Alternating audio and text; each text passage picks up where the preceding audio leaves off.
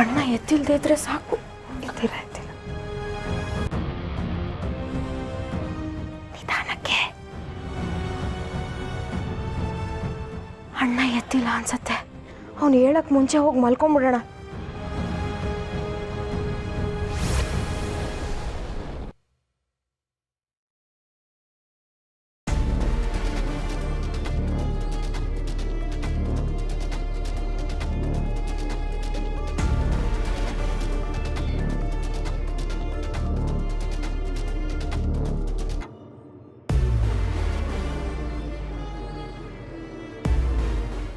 ಈಗೇನಾಯ್ತದೋ ಏನೋ.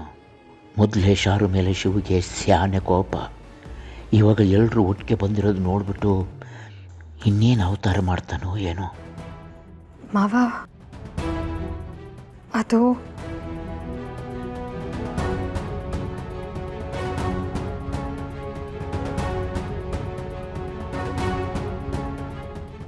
ಬೇಡ, ಮಾತಾಡ್ಬೇಡ ಪಾರು. ಪಾರು, ನೀನು ಮದುವೆಯಾಗಿ ಮನೆಗೆ ಬಂದಾಗ ನನ್ನ ತಂಗಿರು ಸಂದಾಗಿರ್ಬೇಕು. ಅವರು ತೆಪ್ಪು ಮಾಡವ್ರೆ ಅಂತ ಯಾರು ಯಾರು ಹೇಳ್ಕೊಡ್ದು. ತಾಯಿಲ್ದಿರೋ ಮನೆ ಹೆಣ್ಮಕ್ಳು ದಿಕ್ ತಪ್ತಾರೆ ಅನ್ನೋ ಮಾತಿತ್ತು. ಅದು ಯಾವತ್ತೂ ಈ ಮನೆ ಮ್ಯಾಗೆ ಬರಬಾರ್ದು, ಅಂಥದ್ದೊಂದು ವಿಷಯ ನಮ್ಮ ಮನೆಗೆ ಅಂಟಬಾರ್ದು ಅಂತ ನನ್ನ ತಂಗಿರನ್ನ ಬಹು ಕಟ್ನಿಟ್ಟಾಗಿ ಬೆಳೆಸಿದ್ದೆ ನಾನು.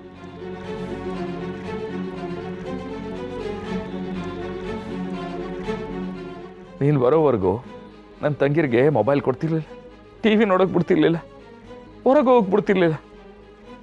ಆದರೆ ನೀನು ನನ್ನ ತೆಪ್ಪನ ತಿದ್ದಿ ಬುದ್ಧಿ ಹೇಳಿ ನನ್ನ ತಂಗಿರಿಗೆ ಮೊಬೈಲ್ ಕೊಡಿಸ್ದೆ, ಟಿ ವಿ ನೋಡೋಕೆ ಬಿಟ್ಟೆ, ಹೊರಗಡೆ ಹೋಗ್ಬಿಟ್ಟೆ. ನನಗೆ ನನ್ನ ಹೆಂಡ್ರು ತಿದ್ದಿ ಬುದ್ಧಿ ಹೇಳಲಿಲ್ಲ ಅಂತಿದ್ರೆ ನನ್ನ ತಂಗಿರು ಪಾಪ ಒಳಗೊಳಗೆ ನೋವು ಪಡ್ಕೊಂಡು ಕಷ್ಟ ಅನುಭವಿಸ್ಕೊಂಡಿರ್ತಿದ್ರಲ್ಲ ಅಂತ ಅನ್ಕೋತಿದ್ದೆ. ಆದ್ರೆ ಇವತ್ತು ನೀನು ಮಾಡಿದ್ದೇನು ಪಾರು? ಈಟೊತ್ನಾಗೆ ಒತ್ತಲ್ದಿರೋ ಹೊತ್ನಾಗೆ ನನಗೊಂದು ಮಾತು ಹೇಳ್ದಂಗೆ ನನ್ನ ತಂಗಿರ್ನ ಯಾಕೆ ಹೊರಗೆ ಕರ್ಕೊಂಡೋದೆ ಪಾರು? ಇದು ನಿಂಗೆ ತೆಪ್ಪು ಅಂತ ಅನ್ನಿಸ್ತಾ ಇಲ್ವಾ?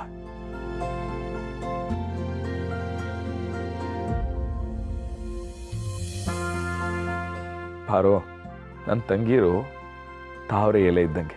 ಅದ್ರ ಮ್ಯಾಕೆ ಏಟೆ ನೀರು ಬೀಳಲಿ ಅದು ಹಂಗೆ ಉದುರ್ಕೊಂಡು ಕೆಳಡೆ ಬಿದ್ದುಬಿಡುತ್ತೆ, ಅಂಟಕ್ಕಿಲ್ಲ.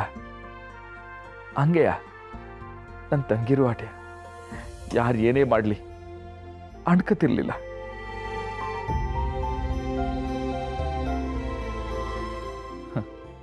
ಆದರೆ ಇವತ್ತು ಒತ್ತಲ್ದಿರೋ ಒತ್ನಾಗೆ ಹೇಳ್ದೆ ಕೇಳದೆ ಹೊರಗೆ ಹೋಗೋರೆ ಅಂದರೆ ನೀನು ಕೊಟ್ಟು ಸಲಿಗೆ ಪಾರು.